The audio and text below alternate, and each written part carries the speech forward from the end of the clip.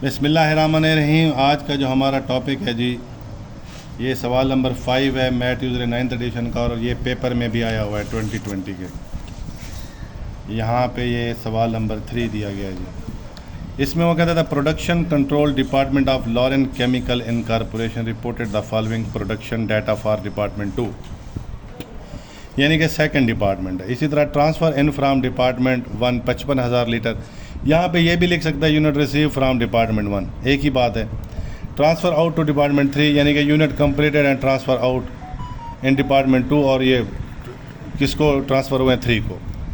उसके बाद ये 55,000 है जी, और ये इन दोनों को ऐड अप करें तो ये 50,000 बनता है। इन दोनों का फ़र्क निकालें तो बीच का जो फ़र्क है वो हमारा 5,000 नॉर्मल लॉस है। और यहाँ पे ये नहीं लिखा हुआ कि वो लॉस कब हुआ है, तो ये ड्यूरिंग द प्रोसेस ही कंसीडर होगा। All material were put into process in department 1, यानी कि मटेरियल का कोई हिसाब हमारे पास नहीं है। The cost department collected this figures for department 2। Unit cost for unit transfer in department 1, यानी कि पिछली कास्ट जो हमें पर यूनिट रिसीव हुई है वो 1.80 है। हमने इस डिपार्टमेंट में लेबर कॉस्ट लगाई 27,520, applied factory overhead 15,480, prepare cost of production department for department 2 for December. ठीक है जी। तो अब हमने यहाँ पे सवाल को हल किया है। 55,000 हमें पिछले डिपार्टमेंट से यूनिट रिसीव हुए हैं। अब हमारे डिपार्टमेंट में 39,500 हमने कंप्लीट किए, 10,500 हमारे स्टिल इन प्रोसेस, और ये 1/3 लेबर और एफ यानी कि इसको CC हम कह सकते हैं, कंप्लीट है। इन दोनों को ऐड अप करके 55,000 में से माइनस किया, ये 5,000 हमारे नॉर्मल लॉस आ गया ड्यूरिंग द प्रोसेस। टोटल ये 55,000 निकल आया। ये टोटल यूनिट कर दिए। Cost charge to the department, हमारे डिपार्टमेंट को कास्ट क्या चार्ज हुई, पहले पिछली कास्ट हमने ली cost receive from previous department, 1.80 ज़रबे 55,000 किया, ये 99,000 आ गया, और ये 1.80 पिछली कॉस्ट है। अब जब ड्यूरिंग द प्रोसेस दूसरे डिपार्टमेंट में नॉर्मल लॉस हो तो हम adjusted cost per unit from previous department इस तरीके से निकालते हैं कि जो 99,000 हमारी कॉस्ट थी टोटल, पहले ये 55,000 यूनिट की थी, अब वो 5,000 क्योंकि लॉस हो गया ड्यूरिंग द प्रोसेस, तो बाकी बच गए 50,000। हमने इसको 50,000 पे डिवाइड किया तो ये ऑटोमेटिक 1.98, यानी कि 0.18 ये कॉस्ट इंक्रीज़ हो चुकी है लॉस की वजह से। फिर cost added by department 3, labour और FOH ये दोनों आ गए। इसको हमने लिखा cost to be accounted for, ये 1,42,000 आ गया। उसके बाद हमने बनाया जी इक्वलेंट प्रोडक्शन CC का, यानी कि लेबर और FOH का।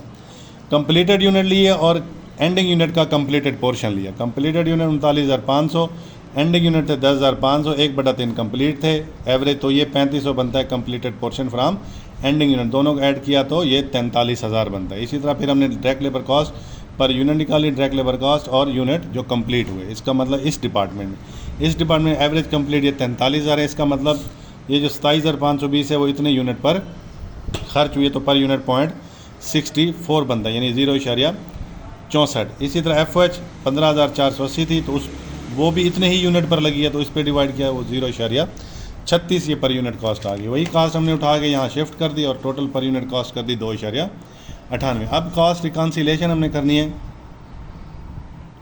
कॉस्ट रिकॉन्सिलेशन हमने करनी है जी।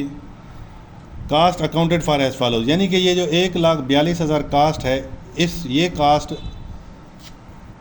कंप्लीट यूनिट पर कितनी लगी है, यानी 39,500 पे, और जो बच गए 10,500 उस पर ये कास्ट कितनी लगी है उसको हमने डिवाइड करना है, यानी तकसीम करना है 2 हिस्सों में।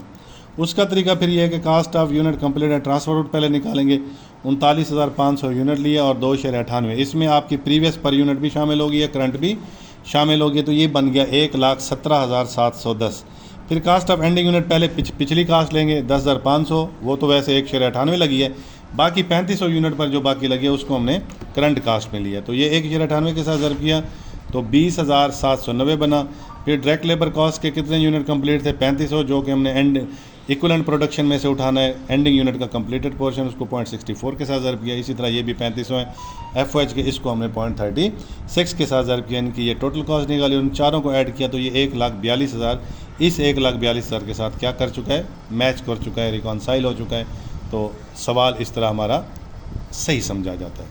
शुक्रिया।